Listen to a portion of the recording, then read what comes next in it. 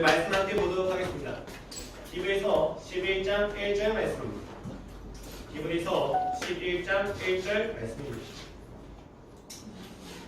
히브리서 11장 1절 말씀 함께 공독하도록 하겠습니다. 너무 유명한 구절이라서 다 아실 텐데 함께 공독함을 통해서 말씀을 더 깊이 묵상하도록 하겠습니다. 시작. 믿음은 바라는 것들의 실상이요 보이지 않는 것들의 증거니. 1절까지만 해주시면 됩니다. 제가 요새 아이들 과외하고 있는데 이제 애들이 계속 시험이 끝나면 놀러 가자고 이야기를 해요.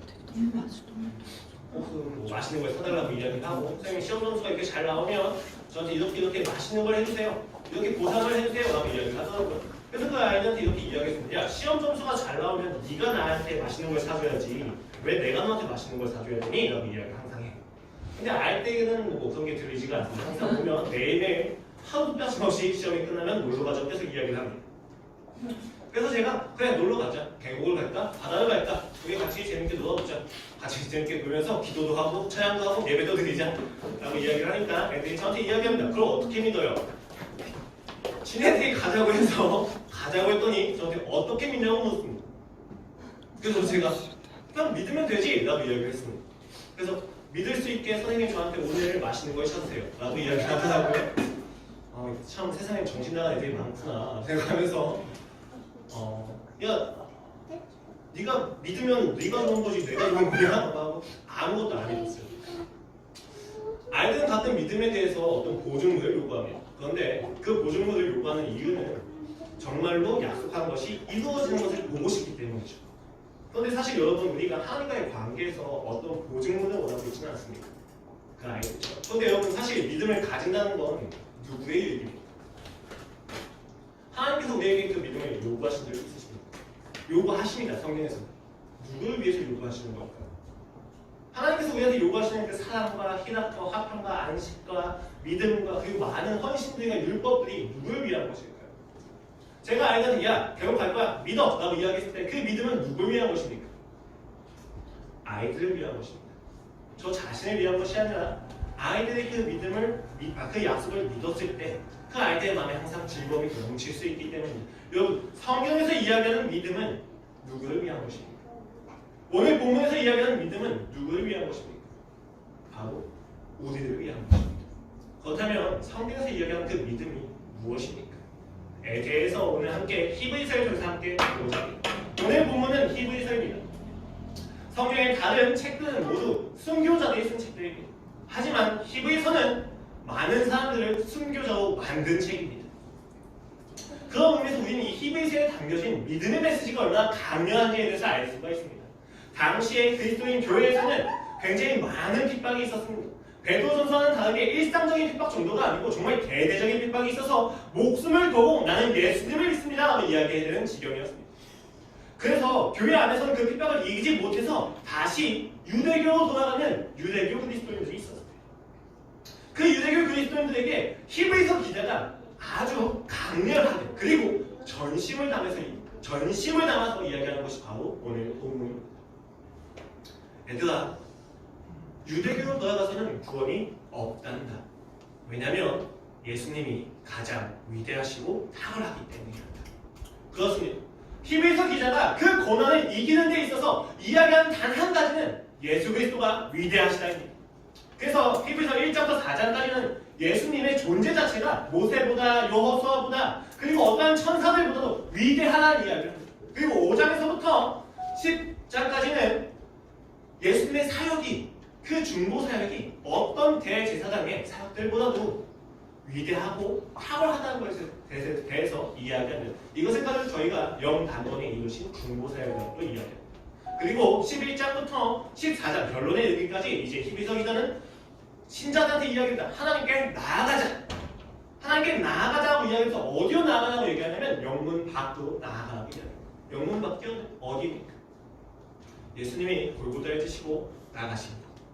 문둥병자들이 항상 거주하는 제사에 바쳐진 제물들의 육체와 내장들을 버리고 불태웠던 곳이 바로 영문 밖, 부정하고 저주받은 곳입니다. 그 영문 밖으로 우리가 수치를 짊어지고 치욕을 짊어지고 나아가자라고 이야기합니다. 예수님이 가신 그 길에 우리가 함께 나아가자라고 이야기합니다. 그렇게 히브리서는 많은 그리스도인들의 명문 밖으로 내보냈습니다. 그래서 히브리서의 메시지에는 항상 피가 덮여져 있습니다. 항상 누군가의 눈물로 범벅이 되어 있습니다. 많은 순교자들의 피가 거기에 묻어져 있습니다. 도대체 히브리서에 무엇이 그들로 하여금 그 영문과 치욕을 짊어지고 이 세상을 살아가겠습니까? 그 치욕에도 불구하고 그 치욕에 눌리지 않고 어떻게 하나님의 이름을 끝까지 믿어가게 할 수 있었냐는 말입니다. 단 한 가지입니다. 예수 그리스도의 위대함과 탁월함입니다. 그 탁월함이 어떻게 그들의 인생에서 힘이 되었는가? 그것도 간단합니다. 그거에 대해서 히브리서 기자는 믿음이라고 이야기합니다.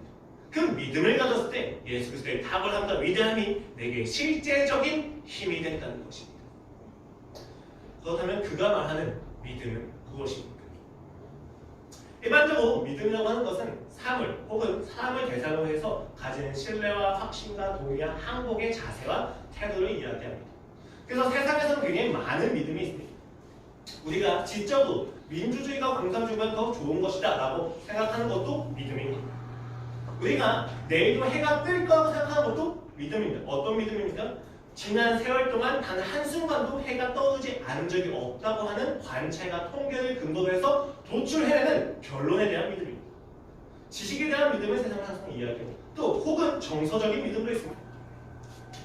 알코올 중독인 남편이 아내를 항상 때립니다. 그리고 밤마다 때리고 나서 아침마다 무릎 꿇고 울면서 빕니다. 미안하다. 그 미안하다는 사실에 대해서 아내가 못 이겨서 이혼을 하지 않고 끝까지 같이 살아갑니다. 동의는 하지 않지만 감정적으로는 이끌릴 수밖에 없는 믿음이기도 합니다. 또 지식과 감정을 배제한 의지적인 믿음도 있습니다. 전혀 이해가 되지 않는 상태고 전혀 감정이 끌리지 않습니다. 그러나 의지적으로 결단해서 하는 믿음이 있습니다. 마치 대한독립을 위해서 죽어가는 많은 선진들과 같이 말입니다. 이렇게 세상에서 이야기하는 믿음은 다 쪼개져 있습니다. 지식으로도 쪼개져 있고 감정으로도 쪼개져 있고 의지로도 쪼개져 있습니다. 그런데 세상은 이것은 다 믿음이라고 이야기합니다. 이것을 통해서 우리가 알 수 있는 것은 무엇이냐면 세상에서 이야기하는 믿음이 전인격이 배제되어 있다는 것입니다. 지식적으로, 정서적으로 혹은 의지적으로 물론 세상에서도 전인격을 포함하는 믿음이 있습니다. 노예 해방이라든지 대한독립을 끝까지 주장하면서 죽었던 많은 선배들과 같이 말입니다. 그러나 여러분 우리는 이것을 꼭 알아야만 합니다. 그들의 믿음은 정말로 열매를 맺었습니까?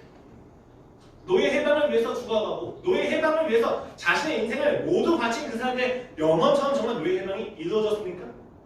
이루어졌습니다. 하지만 여전히 우리에게 노예 근성이 남아있고 여전히 우리는 현대판 노예들을 많이 볼 수 있습니다. 대한독립이 되었다 해서 여러분 대한민국이 정말 영원할 것 같습니까? 영원이라고 하는 시간 앞에서 우리가 믿고자 하는 그리고 우리가 믿었고 영원했던 그 모든 가치들은 다 허무해집니다. 인간이 가진 믿음은 왜 허무할 수밖에 없을까? 여러분 중요한 것은 세상에서 이야기하는 믿음이 잘못되었다는 이야기가 아닙니다. 그들이 했던 순간 헌신과 노력이 잘못되었다는 것은 그분들의 순간 헌신과 노력이 있었기 때문에 오늘 저도 있을 수 있었던 것이기 때문입니다. 그러나 그것이 영원하지는 않다는 것입니다. 그 믿음이 영원히 열매를 맺지는 않는다는 것입니다.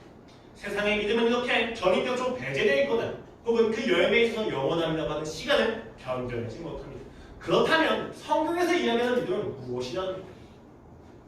성경에서 이야기하는 믿음은 무엇이 다르길래 우리에게 믿음을 요구하고 있는 것입니다.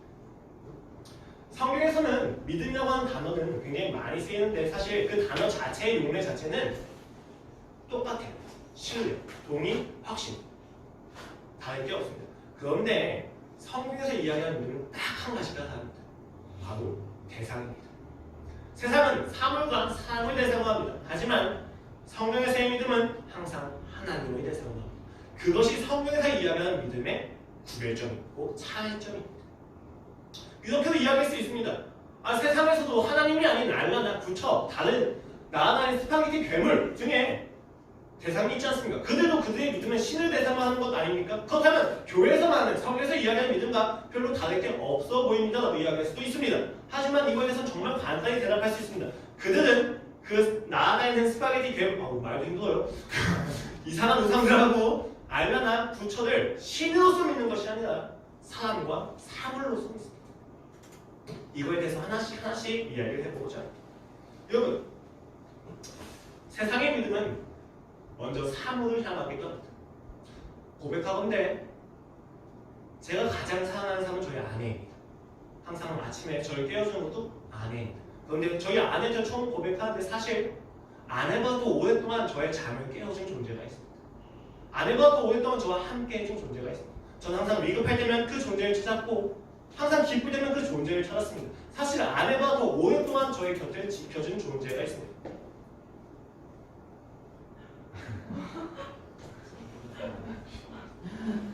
그 이름이 바로 핸드폰입니다. 핸드폰은 항상 저를 지켜줬습니다.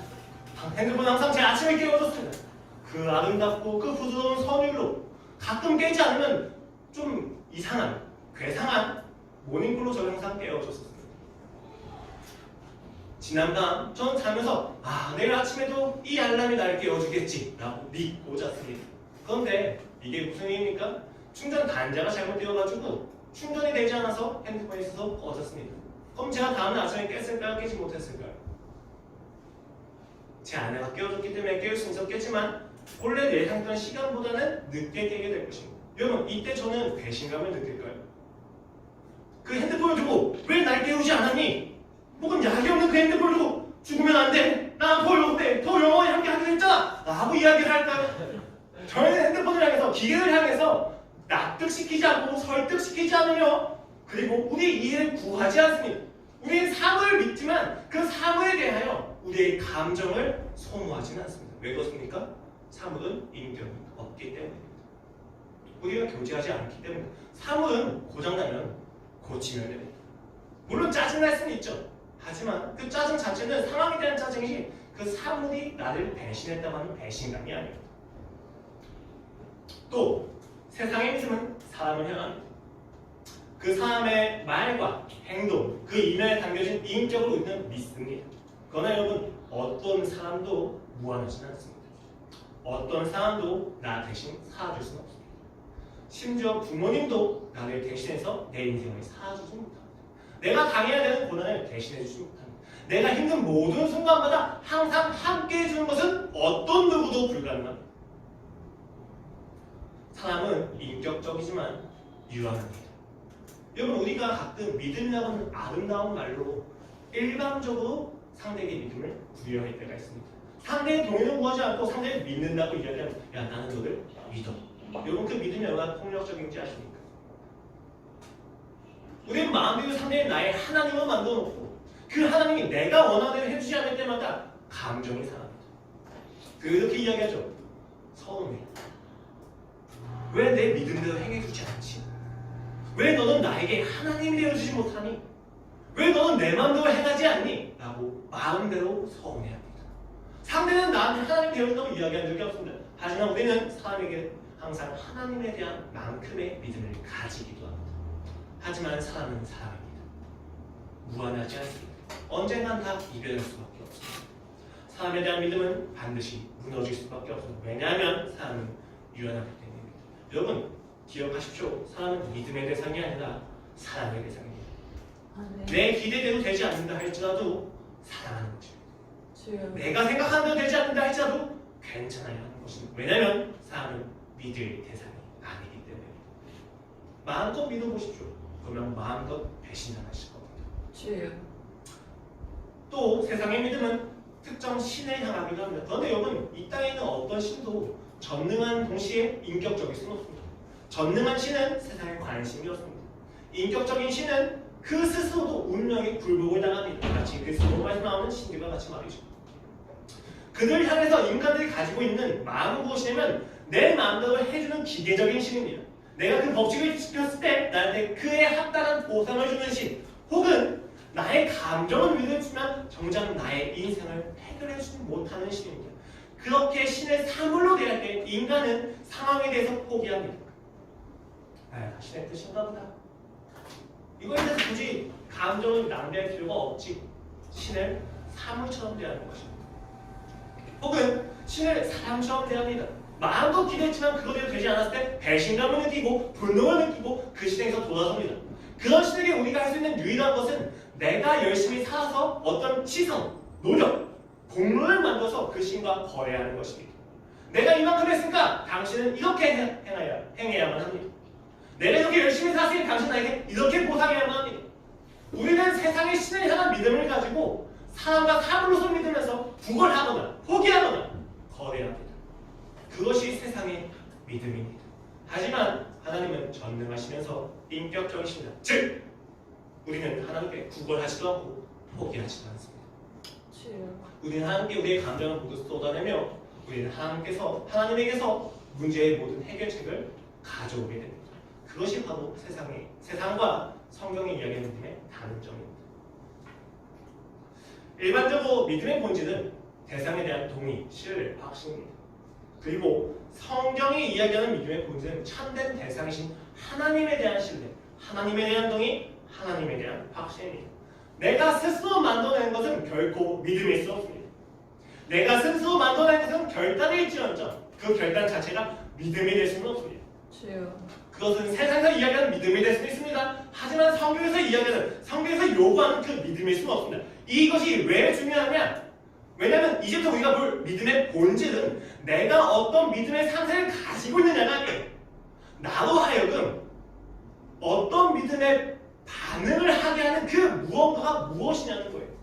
말이 좀 어렵네요. 무언가가 무엇이냐? 좀 더 쉽게 하겠습니다. 사람과 사물을 대상으로 해서 그 사람과 사물의 가치만큼 내가 믿음이 발생이 되는 겁니다.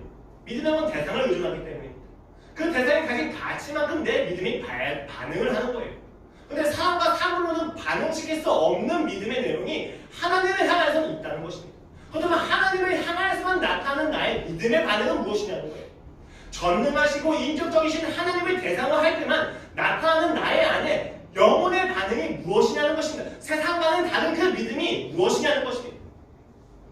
이것이 굉장히 중요합니다. 왜냐하면 우리의 초점이 나에게서 하나님에게로 전환되기 때문입니다.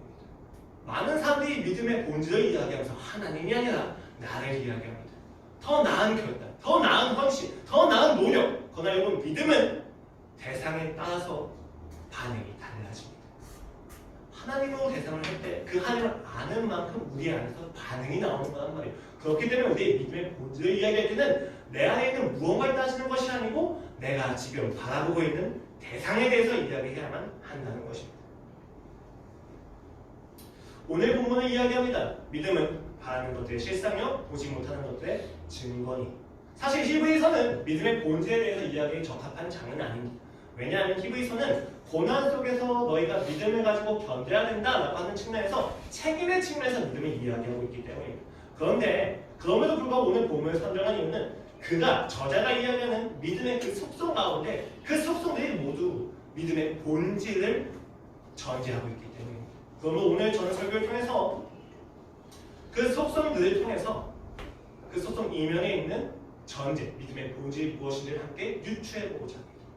그래서 제일 먼저는 바라는 것들의 실상이라고 하는 속성입니다. 여러분 이 말이 좀 이상하게 느껴지지 않습니까? 실상, 확증, 보증이라고 번역이 되는데 믿음은 내가 바라는 것의 보증이다 라고 이야기한다는 거예요. 굉장히 이상하게 느끼셔야만 합니다. 왜 그렇습니까? 내가 믿고 있는 무언가가 있습니다. 약속이 있습니다. 약속이 주어졌습니다. 그 약속이 이루어진다고 하는 보증이 있고 그 보증을 내가 봐야 믿음이 생기는 거예요. 내가 어떤 약속의 보증이 있고 전당부에 내가 나의 시계를 맡긴 것이 있어야 전당부한테 돈을 주잖아요. 그 시계가 있어야 믿음이 발생해서 내가 행위를 할 수 있는 건데 오늘 히브리서 기자는 그 믿음 자체가 그 약속된 내용의 보증이라고 이야기하는 거예요. 그 약속된 내용 자체의 실제라고 이야기하는 거예요. 내가 뭔가를 봐야 믿음이 생기는 건데 지금 히브리서 기자는 믿음을 바라는 것들 자체의 보증 자체라는 거예요. 이상한 거예요. 순환 논리의 오류로 느껴질 수가 있는 겁니다. 왜? 믿어야 되니까. 이런 얘기처럼 느껴지는 겁니다. 하지만 여러분 이게 굉장히 중요한 점이라는 것을 기억하십시오. 어떻게 믿음이라는 것이 내가 바라는 것, 하나님께서 내게 불어넣어주신 그 바람의 보증이 될 수 있는가? 우리의 믿음의 대상은 약속의 내용 자체가 아니라 하나님 그 자신이기 때문입니다. 아멘. 그 하나님은 어떤 분이십니까? 전능하신 분입니다. 그가 함께 하시겠다고 하면 불이 있든 물이 있든 고난이 있든 시련이 있든 죽음이 있든 그는 나와 함께 하십니다. 그가 이 갈릴리 바다를 건너자고 하시면 그 배가 뒤집히든 폭풍우가 치든 그 물이부터 증발하든지 간에 우리는 하나님과 함께 그 갈릴리 바다를 지나갈 수 있는 것입니다. 왜 그렇습니까? 그가 전능자시기 때문에. 아멘. 하나님이 세상 말씀으로 창조했다는 것에 대한 감격을 회복하십시오. 주여. 그냥 창조하신 것이 아니라 전능하신 하나님이 말씀으로 창조하셨고 말씀을 하사 그 말씀대로 이 땅이 이루어졌다는 것에 대해서 기억하십시오. 하나님은 오늘 세상을 창조하신 그 말씀의 길이 그대로 오늘 우리에게 말씀하시는 겁니다. 오늘 나에게 말씀하시는 사랑한다, 괜찮다, 함께 가자 라고 하시는 그 말씀의 의미가 세상을 창조하실 때 그 깊이와 사랑을 가지고 하시는 말씀이라는 것을 기억하셔야 합니다. 아멘. 세상은 보증물이 있어야 믿음을 믿습니다. 보증물이 있어야 믿음을 가집니다. 세상은 그 보증물이 있지 않으면 그 믿음이 합리적이지 않다고 이야기합니다. 하지만 신자에게 너무나도 확실한 믿음이 있습니다. 왜냐하면 하나님 그 자신이 그 보증이 되시기 때문입니다. 그렇기 때문에 우리가 가지고 있는 그 믿음 자체가 보증이 되는 겁니다. 이런 믿음은 하나님에게서밖에 나올 수 없기 때문입니다. 신자가 한 사람이 하나님을 믿었다는 것은 무엇을 의미합니까?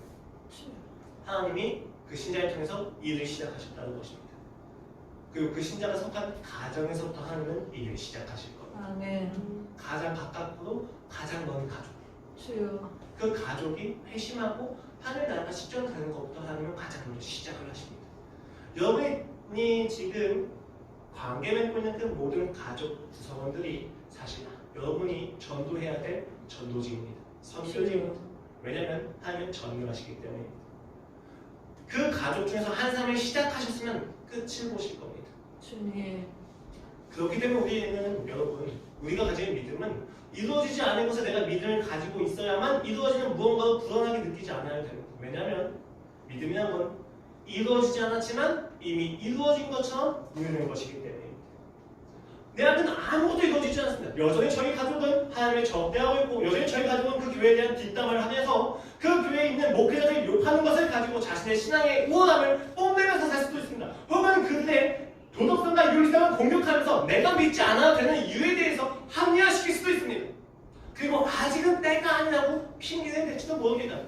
상황은 하나도 바뀌지 않습니다. 하지만 여러분에게서 믿음을 시작하신 분이 하나님이시다면 주여. 여러분이 이미 그 가족들이 믿었다고 여기고 그들에게 예수님을 선포하실 수 있습니다. 주여. 왜냐하면 하나님이 나를 믿게 하셨기 때문입니다. 아멘. 전능하신 하나님을 믿는다는 것은 그런 의미입니다. 내가 죽더라도 내가 나의 삶에서 기대하는 일이 결코 일어난 것을 보지 못한다 할지라도 내가 가나안 땅에 들어가지 못한다 할지라도 이스라엘 백성은 가나안 땅에 들어가고야 할 것입니다. 아브라함이 자신의 아내가 죽었을 때 그 가나안 땅 막벨라 돌을 산 이유가 바로 그것입니다. 자신이 할 수 있는 마지막 믿음의 표현입니다. 가나안에 있는 어떤 땅도 자신의 땅이 아니지만 그는 믿음으로 그 무덤을 삽니다. 왜냐하면 하나님께서 약속하셨기 때문입니다. 우리가 전능하신 하나님을 믿는다는 것은 그런 의미입니다. 이 눈에 아무 증거 뵈지 않아도 주여. 우리는 주 예수님을 따라갈 수밖에 없는 것입니다. 아멘. 또 저자는 믿음은 보지 못하는 것들의 증거라고 이야기합니다. 앞에서 바라는 것들의 실상이라고 하면서 기독교인들이 주장할 때 그것이 얼마나 비현실적인지 그리고 그것이 얼마나 추상적인지에 대한 세상이 반박합니다. 그건 주여. 순환 논리의 오류야. 근거가 없어. 현실성이 없어. 현실로 돌아봐야지 라고 이야기하는 것에 대해서 오늘 저자가 이야기합니다. 믿음은 그 자체가 보지 못하는 것들, 보이지 아니하는 것들의 증거다라고 이야기하는 것입니다. 아멘. 히브리서 2절 3절을 보시면 아시겠지만 이 땅에 보이는 모든 것들은 보이지 않는 하나님의 말씀으로 창조되었다는 것을 근거로 가지고 이야기하면서 보이지 않는 것들 자체에 대한 증거가 있다고 이야기합니다. 그 내용도 하나님 그 자신이십니다. 주여. 이 부분에 대해서 우리가 고려할 때는 하나님의 인격을 생각해야 합니다. 여러분, 인격이라는 것이 무엇입니까? 또 인격적으로 대한다는 것은 무엇입니까? 간단하게 이야기하면 사람을 사람답게 대한다는 것입니다. 사람을 짐승처럼 대하지 않고 사람을 기계처럼 대하지 않고 인격을 가지고 있는 나와 똑같은 감정과 생각과 의지를 가지고 있는 객체로서 인간을 대한다는 것입니다. 그것이 바로 인격적으로 대한다는 것입니다. 주사위가 저한테 심부름을 시켰습니다. 요구르트 하나 사오세요. 제가 요구르트 하나 사왔는데 주석이는 2호라고 하는 요구르트를 원했는데 제가 이상한 요구르트를 사온 거예요. 그 주석이가 저를 가지고 이게 아닌데? 라고 이야기하면서 저한테 설득을 시켜야죠. 이해를 시켜야죠. 아, 형, 이게 아니라 제가 얘기했던 요구르트는 이런 거예요 라고 설득을 시켜야죠. 그것을 하면 인격적으로 대한다는 것입니다. 근데 수석이 갑자기 제가 잘못 상황을 보더니 제 짝에게 딱 때립니다. 이거 아닌데? 다시 가. 이거는 인격적인 게 아니에요. 사람을 사람으로 대하는 것이 아니기 때문에 사람을 사람으로 대한다는 것은 상대가 나랑 똑같은 감정과 생각과 의지를 가지고 있다는 것에 대해서 알고 어떤 것을 이야기할 때 설득시키고 납득시킨다는 것을 의미합니다. 또 인격적으로 대한다는 것은 관계를 전제로 합니다. 여러분 이 생각을 하시면 되게 쉽습니다. 인격이라고 이야기를 했었을 때 배려 혹은 사랑이라고 하는 단어를 생각하실 수 있습니다. 그러나 여러분 사랑을 한다는 것 자체가 다 인격은 아닙니다. 제가 저희 아내를 사랑합니다. 그리고 제가 저의 밑에 있는 동생을 사랑할 수 있습니다. 근데 제가 제 아내를 아내만큼 사랑해야지 아내를 동생만큼 사랑하고 그 동생을 아내만큼 사랑하면 이상해지는 겁니다. 그것을 세상은 불륜이라고 이야기할 수밖에 없겠죠. 사랑한다고 해서 단순히 인격이 발생하는 게 아닙니다. 관계에 맞게 사랑을 해야 인격이 발생하는 것입니다. 관계에 맞지 않는 사랑을 했다. 관계에 맞지 않는 배려를 한다. 선생과 제자의 위치에 맞게 사랑과 배려를 하지 않고 그냥 사랑한다면 그것은 인격일 수가 없습니다. 오히려 상대를 비인격적으로 대하는 것입니다. 제가 주석이를 아내만큼 사랑하면 저는 주석이를 제자로 사랑하는 것이 아니라 아내한테서 받지 못한 사랑의 결핍을 대체하는 대체물로 여기는 것입니다. 그렇다면 이것은 인격이 아니라 비인격입니다. 왜냐하면 주석이 그 자체를 생각하는 것이 아니라 주석이를 통해서 얻어진 유익만 생각하는 것이기 때문입니다. 주석이가 남자라는 점에서 그다지 적합하지 않은 비유이긴 하지만 그냥 이해하십시오. 하나님과 우리의 관계는 어떻습니까? 창조주와 피조물입니다. 근데 우리는 그냥 피조물이 아닙니다. 하나님의 형상을 입은 피조물입니다. 특권을 가졌습니다. 하늘에 우리한테 하나님의 형상을 주시라고 했었을까요? 이 땅을 다스리게 하시기 위함입니다. 왜 이 땅을 다스리게 하시는 걸까요? 하나님과 교제하기 위함입니다. 이 땅을 다스리려고 하는 일을 하기 위함이 아니라 그 땅을 다스리면서 하나님의 창조 세계가 얼마나 아름답고 얼마나 감격스러운지를 보고 그 감격에 대해서 하나님이 와서 이야기하는 것을 하나님이 원하셨다는 거예요. 아버지로서 아버지가 가장 영광스러운 순간은 언제입니까? 아버지가 하는 일에 대해서 아들이 와서 아빠가 하는 일을 보고 아빠가 진짜 멋지다고 이야기할 때 아버지는 아버지로 가장 큰 영광을 느끼는 거예요. 아버지의 일을 아들이 대신한다고 해서 영광을 느낍니까? 그렇지 않습니다. 여러분. 아버지는 아버지라고 하는 존재를 아들이 기뻐할 때 영광 받습니다. 하나님 그 영광을 받기 위해 우리한테 하나님의 형상을 주셨습니다. 창조주와 피조물의 관계 속에서 우리는 그 관계 안에서 하나님 우리 인격적으로 대한다는 걸 알아야 합니다. 하나님 우리에게 단지 일을 시키시거나 고장나면 고치시는 존재가 아니라 우리가 잘못하고 죄를 짓고 무너지고 절망하면서 넘어진다면 그때마다 하나님 우리한테 오셔서 설득하시고 납득시키시고 이해시키시면서 자신을 끊임없이 말씀하십니다. 하나님 그냥 저 인격적으로 대하지 마세요. 그냥 나를 쳐서 그냥 부정할 수 없는 환란이 와서 내가 그냥 하나님을 믿게 해주시면 안 될까요? 하나님 그냥 내 인격을 생각하지 말고 그냥 나한테 명령해주세요. 여러분 왜 하나님을 비인격적으로 대합니까?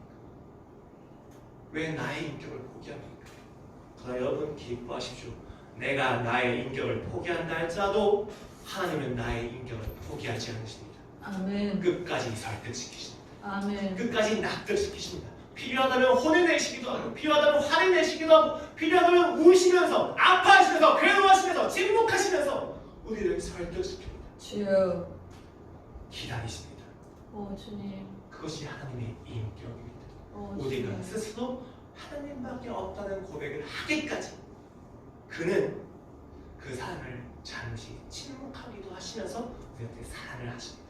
주님. 그런 점에서 하나님의 침묵은 우리에게 가장 깊고 무거운 하나님의 사랑의 언어일 것입니다.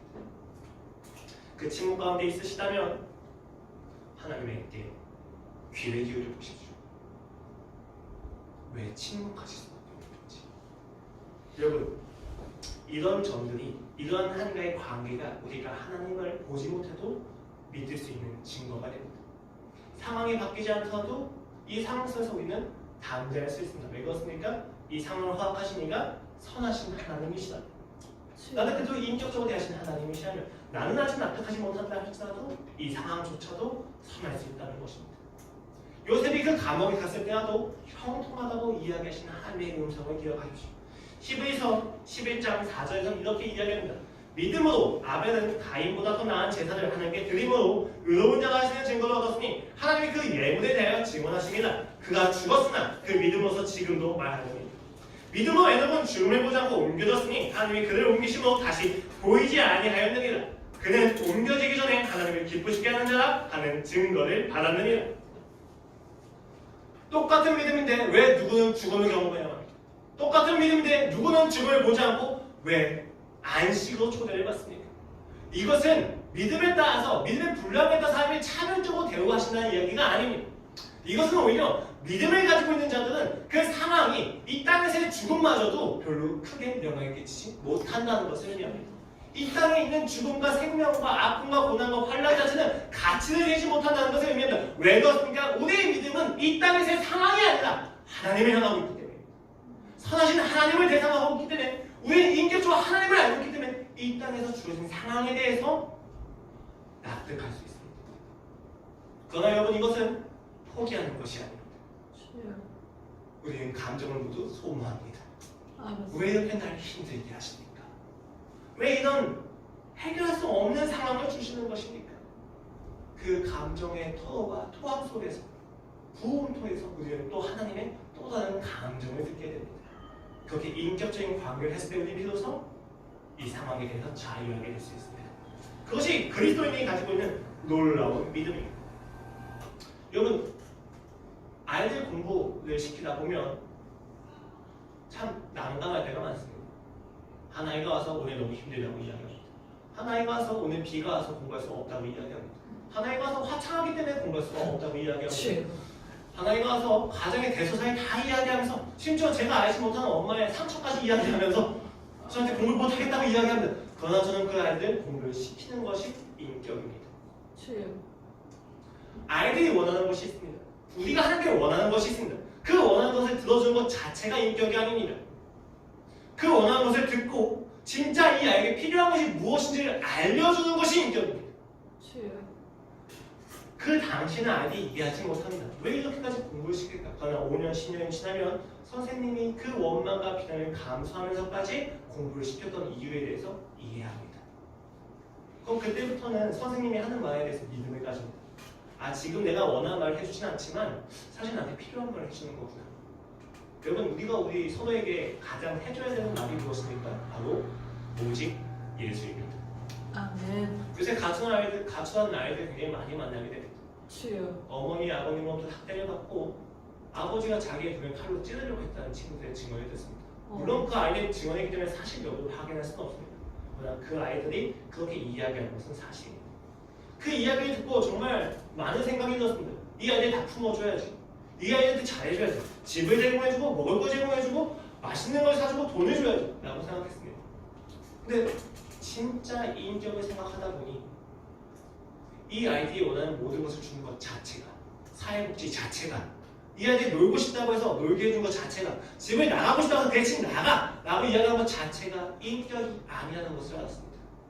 때로는 그 아이가 원하는 것에 대해서 말해주지 않는 훈육을 통해서 그 아이의 원망을 감수하면서까지 옳은 것을 이야기해주는 것이 인격이라는 사실을 알았습니다. 집에 들어가야 돼. 그래도 부모님만큼 널 사랑하시는 분들은 없어. 이 부분에서 네가 잘못한 거야. 그리고 부모님에서 너의 만족을 찾지 말고 부모님을 사랑해야 돼. 근데 부모님을 사랑하려면 네가 사랑을 받아야 되거든. 그러니까 예수님을 믿어야 돼. 라고 이야기하는 것이 진정한 인격이라는 것입니다. 하나님은 우리를 그렇게 대하십니다. 우리가 원하는 것에 대해서 들어주지 않는 모든 원망과 비난과 정죄를 다 감수하십니다. 얼마나 아프실까요? 우리는 하나님께 우리가 원하는 걸 끊임없이 이야기합니다. 얼마나 아프실까요? 하나님이 보시기에 진짜 필요한 것은 그것이 아닌데 우리는 우리가 원하는 것을 끊임없이 주장하면서 하나님을 원망합니다. 얼마나 가슴이 찢어지실까요? 그러나 감수하십니다. 기다리십니다. 달래고 혼내고 침묵하시면서 때로는 걷잡을 수 없이 많은 말을 하시면서 우리를 끝까지 설득하십니다. 그리고 우리가 주님이 옳습니다 라고 할 때 우리를 꽉 안아주십니다. 그래, 예수님이 옳다. 아멘. 예수만이 옳단다. 주여. 나만이 너의 만족이 되어야 된단다. 나만이 너의 영원한 만족이 난다. 우리는 그 하나님을 믿기 때문에 이 상황에 좌지우지하지 않습니다. 오 주님.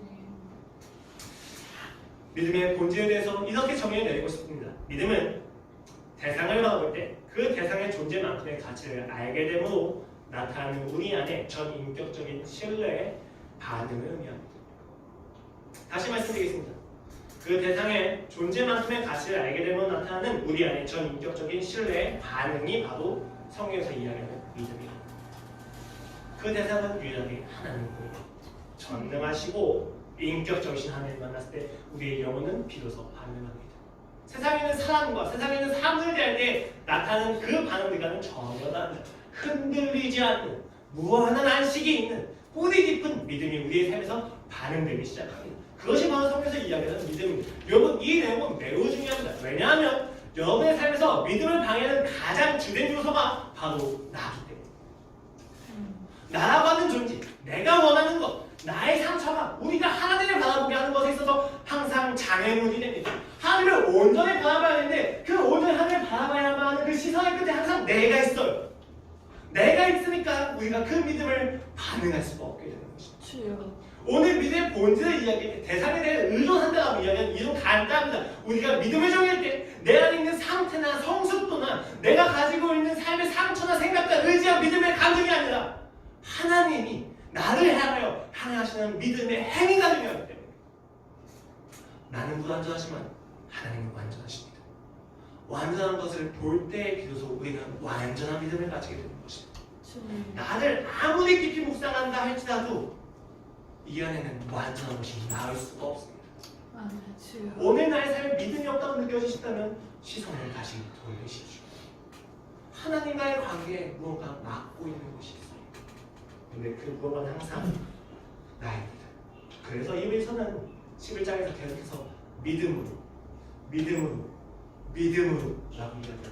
믿음으로 올라가면 믿음으로 아브라함, 믿음으로 사는 이야기하면서 구약에 있었던 모든 믿음의 소상들에 대한 이야기를 합니다. 그 믿음, 무슨 이야기입니까? 그들이 얼마큼 위대한 믿음을 가졌다가 아니라 그들이 그런 믿음을 가지게 하신 하나님이 놀랍지 않냐고 이야기하는 겁니다. 히브리서 전체 주제가 예수 그리스도의 탁월함과 위대함을 기억하십시오. 그들로 하여금 그런 믿음을 가지게 한 예수 그리스도가 하나님이 얼마나 위대한지 너희는 알고 있니? 이 고난 중에서 너희가 바라봐야 되는 것은 너희가 가지고 있는 그 고난과 고난에 대한 아픔과 상처가 아니다. 하나님이 그 위대하신 것 탁월하신 점을 너희는 알고 있니? 그 믿음을 가져야 된다고 이야기하는 것입니다. 아브라함처럼 열심히 살자가 아니라 아브라함이 만났던 그 하나님을 나도 만나야겠구나라고 이야기한다는 것입니다. 이런 믿음에 대해서 신학에서는 두 가지 논쟁을 합니다. 믿음은 선물이냐 아니면 책임이냐.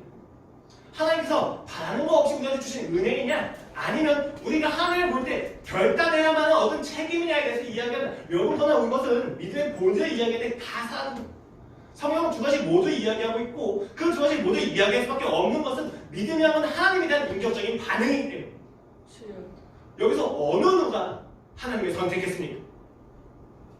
어느 누가 피 묻고 눈물로 얼룩졌으며 상처와 아픔과 절망이 가득한 그 말씀을 듣지 않은 상태에서 하나님을 믿었습니까? 아무도 없습니다. 우리는 모두 피가 뿌려져 있는 복음의 선포를 듣고 믿음을 가졌습니다. 믿음은 선물입니다. 그러나 동시에 믿음은 책임이기도 합니다. 그 놀라운 하나님의 사랑을 알게 되니까 이렇게 살 수 없다는 마음이 우리의 마음에서 올라오는 것입니다. 전 인격적인 관계에서 하나님과의 관계에 친밀한 만큼 우리는 그 하나님을 기쁘시게 하기 위해서 하나님을 기뻐하기 위해서 열심히 살 수밖에 없는 책임을 가지게 된다는 것입니다. 선물이냐 책임이냐 이런 문제는 의미가 없습니다. 믿음은 하나님과의 인격적인 관계에서 나오는 반응이기 때문에 그것은 두 가지 모두를 포함하고 있습니다. 이것의 교리적으로는 구원을 얻는 믿음이라고 이야기합니다. 중생의 사건에서 일어나는 것이죠. 또 한 가지는 의에 이르는 믿음이라고 이야기합니다. 성화의 삶에서 유고되어지는 믿음입니다. 이렇게 믿음은 하나님과의 인격적인 관계 속에서 발생합니다. 그러면 선물이기도 하고 책임이기도 합니다. 이거에 대해서 앞으로 계속 나눠보고자 합니다. 로마서 1장 17절은 그래서 이렇게 이야기합니다. 복음에는 하나님의 의가 나타나서 믿음으로 믿음에 이르게 하는 기록된 것. 오직 믿음은 오직 의인은 믿음으로 말미암아 살리라. 믿음으로 믿음에 이른다고 이야기합니다. 믿음에서 믿음에 이른다고 이야기합니다. 두 가지 믿음의 종류가 있다는 거예요. 그러나 그 믿음의 본질은 하나님과의 관계에서 우리가 가지는 인격적인 반응입니다. 이쯤 되면 이렇게 생각하실 수 있습니다. 내 믿음을 보니까 흔들리지 않는 것도 아니고 내 믿음을 보니까 너무 연약하게 느껴집니다. 주여. 내 믿음은 항상 상황에 따라서 움직이며 불안하고 무너지며 보잘것없게 느껴집니다. 우리는 여전히 고난 앞에서 무너지면서 하나님의 그 선포에 항상 어깃장을 놓습니다. 하나님 그게 정말 맞나요? 이게 어떻게 하나님의 뜻일 수 있죠? 이렇게 이야기하시는 것이 이 고난을 받아고 이야기하는 것이 어떻게 하나님의 선하심일 수 있습니까? 그렇게 하면 누군가 이렇게 이야기할 수도 있습니다. 믿음을 가져라. 더 큰 믿음이 필요할 때다. 믿음으로 결단해라. 하지만 여러분, 우리는 믿음을 온전케 할 수 있는 실력이 없습니다. 이 의문에 대해서 11서는 이렇게 이야기합니다. 11장 39절로 40절 말씀이에요. 믿음으로 선지들이 어떻게 이 땅을 살았는지에 대해서 이야기하고 그 결론을 이렇게 이야기합니다. 이 사람들은 그 구약에 있는 모든 선지들의 이야기다. 이 사람들은 다 믿음으로 말미암아 증거를 받았으니 그 믿음 자체가 증거이기 때문에 그 믿음으로 인해서 그 증거를 받았다는 거예요. 하나님 나라가 아직 이루어지진 않지만 이 믿음을 갖다는 것 자체가 그 하나님 나라가 있다는 것에 대한 반응이고 확증이라는 것입니다. 그런데 약속된 것을 받지 못하였습니다고 이야기합니다. 구약에는 모든 선지들은 믿음으로 증거는 받았습니다. 그런데 약속된 것을 아직 받지는 못했습니다. 그 약속된 것은 무엇입니까? 간단히 이야기하면 구원이고 예수 그리스도입니다. 그리고 40절에서 그 이유에 대해서 이렇게 이야기합니다. 왜 구약의 선지들이 아직 예수님을 만나지 못했는지 아니? 이러한 이유 때문이야. 이는 하나님이 우리를 위하여 더 좋은 것을 예비하셨음즉 좋은 것이 무엇입니까? 하나님과 실제적으로 교제할 수 있다는 것입니다. 구약의 신자는 어느 누구도 하나님과 실제적으로 교제하지 못했습니다. 그 친밀한 교제의 가운데 들어가지 못하고 초대받지 못했습니다. 왜냐하면 예수의 십자가 사역이 역사적으로 일어나지 않았기 때문입니다. 그들은 당시에 흐릿한 거울로 보는 것처럼 하나님을 보았습니다. 하지만 예수의 십자가 사역이 있은 이후 우리가 보는 하나님은 너무나도 선명한 하나님입니다. 성전에 가지 않아도 볼 수가 있습니다. 성령이 이미 내 안에 임하셨기 때문입니다. 더 좋은 것이 예비되었다고 이야기하는 것입니다. 우리가 아니면 그들로 온전함을 이루지 못하게 하려 하심이라. 여기서 우리는 긴장합니다. 그리고 그 무게를 느낍니다. 우리가 아니면 그들로 온전함을 이루지 못하게 하려 하시라. 여기서 우리는 신약 성도들 이야기한다. 여기서 그들은 구약 성도들을 이야기해요. 무슨 이야기입니까? 구약에 있는 모든 성도들이 누굴 기다리고 있는 겁니까? 우리를 기다리고 있는 거죠. 우리가 그 마지막 주자가 되어서 그 경주를 끝내기를 기다리고 있다는 것입니다. 그의 다 약속된 그 좋은 것을 기다리고 있다는 것입니다. 왜 이렇게 이야기할 수밖에 없느냐? 히브리서 기자는 구약의 성도들도 그 믿음으로 잘 보이지도 않는 그 믿음으로 그렇게 많은 환난과 핍박을 견뎠는데 예수님을 보고 만지고 듣고 교제하고 함께 식사했던 너희는 말할 것이 뭐냐? 더 견딜 수밖에 없다. 너희는 그 믿음에 더 위대한 예수님을 만나지 않았니? 그러니까 이 땅의 고난은 아무렇지도 않게 이길 수 있다 라고 이야기하는 것입니다. 또 다시 예수 그리스도의 탁월함과 위대함을 이야기하면서 이 고난을 견딜 것에 대해서 히브리서 기자가 권면하는 것입니다. 그런데 문제는 무엇입니까? 여전히 우리의 믿음은 작게 느껴집니다. 여전히 고난합니다. 분명 난 하나님을 믿는데 왜 내 안에 있는 믿음이 이렇게 흔들리는 거지? 내가 하나님을 믿는 게 아닌 건가? 라는 생각이 들게 된다는 거예요. 그 자책에 빠지게 된다는 거예요. 그러나 여러분 그것도 하나님이 아니라 나를 보기 때문이라는 것을 아십시오. 히브리서 기자는 여기서 말씀을 끝내지 않고 12장으로 넘어가서 이야기합니다. 1절 말씀입니다. 이러므로 우리에게 구름같이 둘러싼 허다한 증인들이 있으니 모든 무거운 것과 얼매이기 쉬운 죄를 벗어버리고 인내로서 우리 앞에 당한 경주를 하며 믿음의 주여 또 온전하게 하시는 이 예수를 바라보자. 그는 그 앞에 있는 기쁨을 위하여 십자가를 참사 부끄러움을 개의치 아니하시더니 하나님 보좌 우편에 앉으셨느니라. 우리는 모두 경주 중입니다. 시작했을 때와는 다르게 숨이 턱끝까지 차올랐으며 입에서는 단내가 납니다. 침을 뱉고 싶지만 침이 끈적끈적할 정도, 아니 침을 뱉을 수 없을 정도로 입은 메말랐습니다. 다리에 올릴 수 있는 힘도 없어서 다리에 질질 끄는 우린 경주를 해나가고 있습니다. 주여. 이 경주 끝에서 우리가 어떻게 힘을 내야 됩니까? 힘들고 지치고 갈증 가운데서 우리는 넘어집니다. 그 넘어진 가운데서 우리를 일으킬 수 있는 힘은 도대체 무엇입니까? 히브리서 기자는 이야기합니다. 야, 주변에 둘러봐. 허다한 증인들이 있지 않니? 주여. 누굽니까? 구약의 모든 선진들입니다. 그 선진들이 우리를 둘러싸서 응원을 하고 격려를 하고 있습니다. 야, 나도 너랑 똑같이 넘어졌었는데, 나도 지금 네가 느끼는 그 갈증을 아는데, 야, 나는 나 때는 호도 목을 썰렸어 라고 이야기하면서 주변에 많은 선진들이 우리를 격려하고 환호하면서 기다리고 있다는 것입니다. 아멘. 그러나 여전히 그 환호와 격려가 부담으로 다가옵니다. 이길 수가 없습니다. 일어날 힘을 만들 수 없습니다. 근데 그 선진들이 이야기하는 단 한 가지가 있습니다. 오직 예수. 오직 예수. 오직 예수. 눈을 뜯어보니 예수님이 계십니다. 아멘. 오 주님. 오늘 말씀은 믿음을 온전케 하라고 이야기하지 않습니다. 믿음을 온전하게 하시는 이 예수를 바라보라고 이야기하고 있습니다. 아멘. 우리의 믿음은 우리에게 제한될 수 없습니다. 우리의 믿음은 예수를 향합니다. 여러분 이제 눈을 뜨고 앞을 보십시오. 그 앞에 누가 있습니까? 그 결승선에 누가 기다리고 있습니까? 주여. 그 결승선에서 해가 타서 기다리는 예수 그리스도의 그 미소가 보이십니까? 주님. 그 눈빛이 보이십니까? 그 예수를 볼 때만 우리는 비로소 일어설 수 있습니다. 아멘. 내 안에 있는 그 아픔과 내 안에 있는 그 상처들을 볼 때 여러분은 결코 일어날 수 없을 것입니다. 내 안에 있는 그 믿음의 성숙도와 내 안에 있는 그 믿음의 위치를 볼 때마다 흔들릴 수밖에 없을 것입니다. 하지만 여러분이 그 앞에 계신 예수 그리스도를 바라본다면 여러분의 삶에서 믿음은 다시 회복될 것입니다. 아멘. 믿음은 소유가 아니라 역동성입니다. 매 주여. 순간 보시라고 합니다. 내가 오늘 나의 가정에서 믿음을 회복했다고 자만하지 마십시오. 어제의 믿음은 어제의 믿음입니다. 오늘 내가 다시 서려면 오늘 내가 오늘 나의 삶에서 예수 그리스도의 십자가 사건을 다시 한번 확인해야 됩니다. 십자가에 대한 현지적인 경험을 반드시 하셔야만 한다는 것입니다. 주여. 매 순간 우리의 시선을 예수에서 떠들지 마십시오. 단 한순간이라도 우리의 고개를 떠들지 마십시오. 예수님을 보지 않는 그 순간 우리의 삶에는 죄가 잉태될 수밖에 없습니다. 주님. 이미 중건지책 여러분들은 예수님을 보셨습니다. 오 주님. 아니 난 보지 못했어요 라고 이야기하실 수도 있습니다. 난 더 봐야 돼요 라고 이야기하실 수도 있습니다. 하지만 이미 충분히 보셨습니다.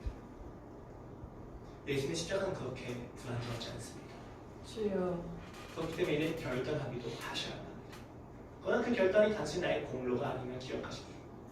왜냐하면 우리가 고개 들지 못할 때마다 예수님은 다시 오셔서 나와 눈을 마주쳐주기 때문입니다. 주님. 항상 그의 뜻이 찾아오십니다. 도망가도 찾아오십니다. 숨어도 찾아내십니다. 아멘. 그렇게 많은 예수님을 경험하셨다면 이제 우리는 그 예수님을 찾아서 다시 일어나야 합니다.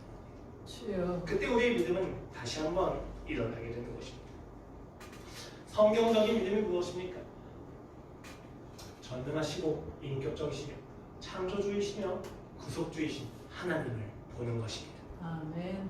그거에 대해서 우리의 마음에 전인격적으로 반응이 나올 때 그것이 바로 믿음이라고 이야기하는 것입니다. 나에게서 자유하십시오. 성경에서 겨자씨만한 믿음을 가지고 산을 옮길 수 있다고 이야기하는 이유가 무엇입니까? 믿음에 대한 강조가 아니에요. 믿음의 대상이신 예수님의 위대하심에 대한 강조입니다. 주여. 여러분, 우리는 지금 중건교회는 지금 미중의 아픔과 상처를 앞에 두고 있습니다. 지금은 괜찮지 모지만 또 이 아픔이 언제 어떻게 발생하고 어떤 결과를 낼지 어느 누구도 확신할 수 없는 상태에 있습니다. 주여. 아픕니다. 슬픕니다.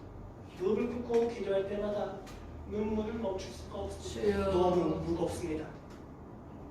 그러나 예수를 바라보십시오. 주여. 하나님이 나를 위해서 십자가에 지셨습니다. 오 주님. 아픔을 감내하셨습니다. 내 원망을 감내하셨습니다. 주여. 나의 그 도끼가 서린 부르짖음과 욕과 원한을 다 받아내시면서 주여. 나를 끊어안으십니다. 아버지. 그 하나님을 보실 때야만 비로소 믿음이 나타날 것입니다. 직장에서, 가정에서, 교회에서, 삶의 일상에서 그 믿음을 경험하십시오. 내 안에 불안이 있습니다. 그 불안 가운데서 하나님을 의존하지 못하는 나의 마음에 대해서 하나님 무엇이나 말씀하시는지 보십시오. 두려움이 있습니까? 그 두려움의 대상이 누구신지에 대해서 다시 한번 확인하십시오.